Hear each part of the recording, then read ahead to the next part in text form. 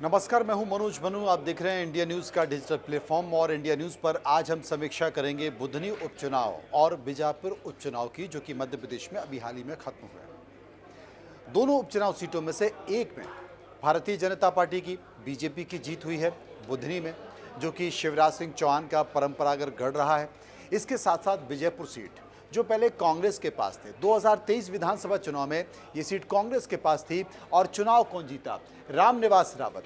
कांग्रेस के पुराने नेता रहे हैं, पूर्व मंत्री रहे हैं, अच्छा खासा जनाधार रहा है, लेकिन ये विजयपुर से चुनाव जीते, भारतीय जनता पार्टी में शामिल हो गए। और जब भारतीय जनता पार्टी में लोकसभा चुनाव के पहले शामिल हुए, तो फिर भारतीय जनता पार्टी ने इन्हें मंत्री बनाया। अभी हाल ही में 2 महीने पहले ये मंत्री बने हैं। इन्हें वन एवं पर्यावरण जैसा महत्वपूर्ण मंत्रालय मिला है, लेकिन ये विधानसभा चुनाव हार गए हैं। हारने का कारण है, मैं आपको बताता हूँ। हारने का कारण क्या है? असल में रामनिवास रावत चुनाव तो जीत गए, क्योंकि जो विजयपुर सीट है वो आदिवासी बाहुल्य सीट है और अभी भी मध्य प्रदेश में बीजेपी की जो चिंता है वो आदिवासी वोट बैंक है। आदिवासी सीटों पर अभी भी बीजेपी उस तरीके से मजबूत नहीं हो पाई है, इसलिए रामनिवास रावत यहाँ से चुनाव जीत गए हैं। ये वो इलाका जो कि राजस्थान से लगा हुआ है, श्योपुर जिले का इलाका है।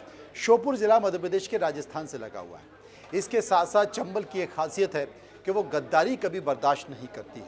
आपको याद होगा, ज्योतिरादित्य सिंधिया जब कांग्रेस से अलग हुए, बीजेपी में गए, सरकार कांग्रेस की गिराई, सरकार बीजेपी की बनाई, उस वक्त बीजेपी के सारे नेता, एक अदने से कार्यकर्ता से लेकर और दिल्ली तक बैठे बड़े नेताओं ने जमीन और आसमान एक कर दिया। सबने एकजुटता के साथ संकेत दिया, तब जाकर 22 सीटें बीजेपी जीत पाई। लेकिन अब कहीं ना कहीं कांग्रेस से आए हुए बीजेपी के अब कार्यकर्ता और बीजेपी के पुराने कार्यकर्ताओं के बीच एक लकीर खिंच रही है, जो धीरे धीरे चंबल संभाग में गहरी होती जा रही है। ये इस संभाग में ज़्यादा गहरी होती जा रही है और उसका भी एक परिणाम ये रहा कि रामनिवास रावत चुनाव हार गए।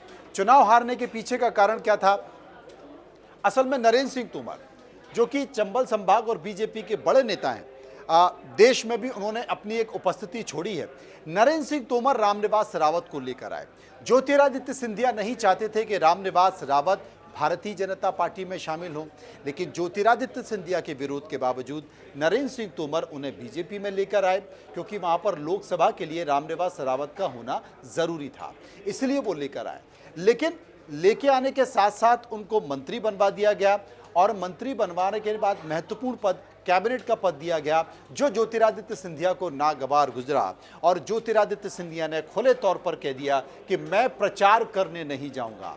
अब वो प्रचार करने तो नहीं गए, उनके नेता और कार्यकर्ता भी वहां नहीं पहुंचे, जबकि ज्योतिरादित्य सिंधिया का प्रभाव श्योपुर जिले में भी अच्छा खासा है। लेकिन ये एक बड़ा सवाल उठता है, जब बीजेपी संगठन अपनी रिपोर्ट सौंपेगा तो वो उसमें इस बात का उल्लेख करेगा कि क्या ज्योतिरादित्य सिंधिया के समर्थक और नेताओं ने यहाँ पर सबूटाज किया है, रामनिवास रावत को हराने का काम किया है। ये एक बड़ा कारण। आदिवासी वोट बैंकों में उतनी पहुँच, उतना अपनापन रामनिवास रावत नहीं दिखा पाए, क्योंकि वहाँ के जो परंपरागत आदिवासी हैं वो कांग्रेस को वोट करते रहे हैं, इसलिए उन्होंने कांग्रेस को ही वोट किया और रामनिवास रावत चुनाव हार गए। मुकेश मल्होत्रा चुनाव जीत गए। मुकेश मल्होत्रा कोई बड़ा नाम नहीं था।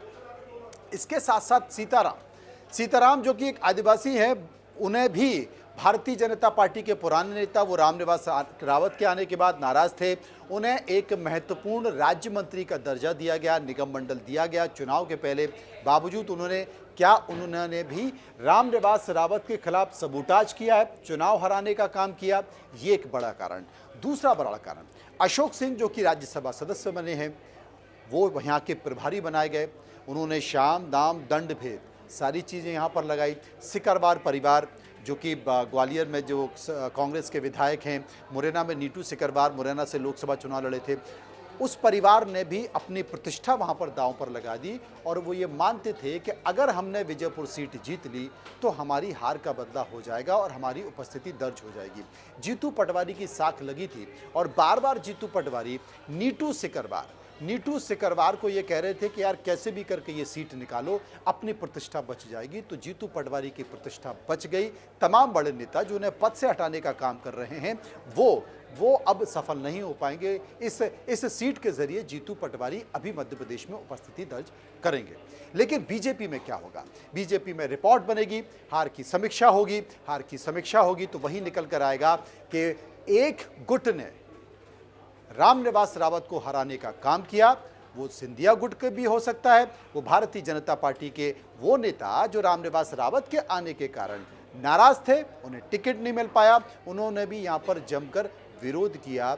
और सबसे बड़ी बात, इस सीट पर जो किरार समाज के लोग हैं, क्या उन्होंने वोट किया, क्या उन्होंने वोट दिया?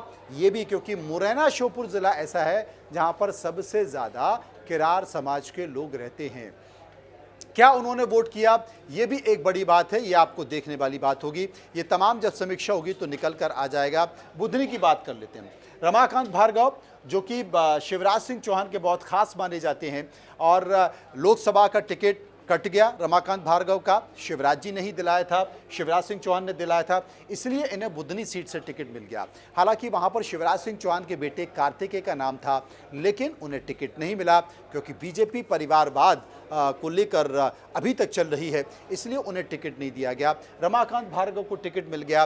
राजकुमार पटेल को टिकट दिया गया।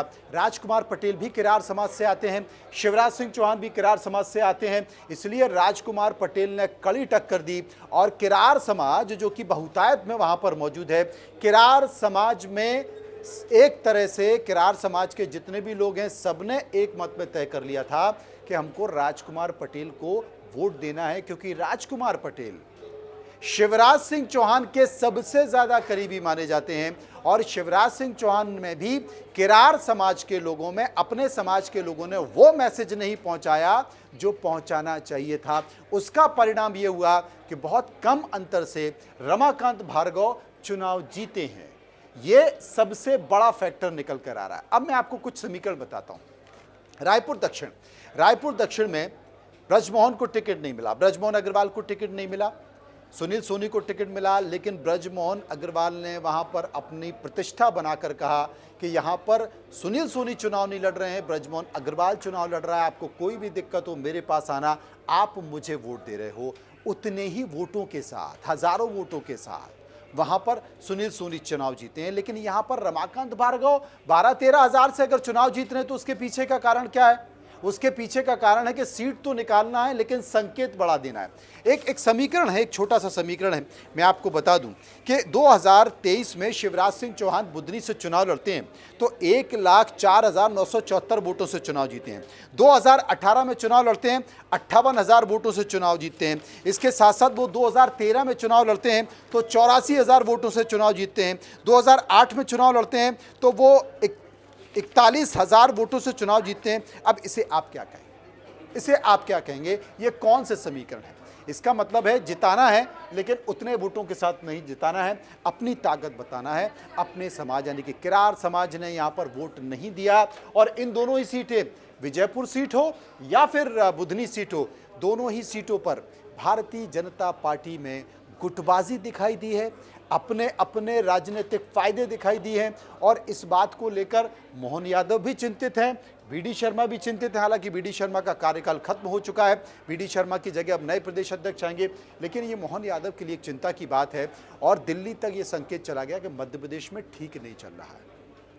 तमाम जो बड़े नेता हैं उनके अपने अपने इंटरेस्ट हैं, वो इन उपचुनाव में दिखाई दिए हैं। तो कुल मिलाकर नरेंद्र सिंह तोमर, ज्योतिरादित्य सिंधिया, इनकी जो स्थिति है, इनके जो कार्यकर्ता, नेताओं के पुराने बीजेपी के कार्यकर्ता, कांग्रेस से आए बीजेपी के नेता कार्यकर्ता, उनके बीच लकीर खिंच रही है, गहरी होती जा रही है। शिवराज सिंह चौहान ने भी संकेत दे दिया है। हालांकि शिवराज सिंह चौहान को एक बड़ा डेंट लगा है, दिल्ली देख रही है। बुधनी में बहुत कम अंतर से उनका प्रत्याशी, उनकी पसंद का प्रत्याशी जीता है। झारखंड जहां के वो प्रभारी बनाए गए थे, वहां पर एनडीए की सरकार नहीं बन पाई, इंडिया गठबंधन की सरकार बन गई है, वो एक बड़ा डेंट यहां पर लगा है। अब इसके साथ साथ दो उपचुनाव के बड़े समीकरण, और कांग्रेस में दो चेहरे, नीटू सिकरवार जो कि चुनाव लड़े थे, अशोक सिंह जो कि प्रभारी बनाए थे, इन दोनों ने बहुत ही शानदार तरीके से रणनीति बनाई और इस चुनाव को जीता। ये दो उपचुनाव मध्य प्रदेश में, आने वाले मध्य प्रदेश में एक बड़े संकेत देंगे, आपको इसके लिए इंतजार करना होगा। फिलहाल इतना ही। नमस्कार।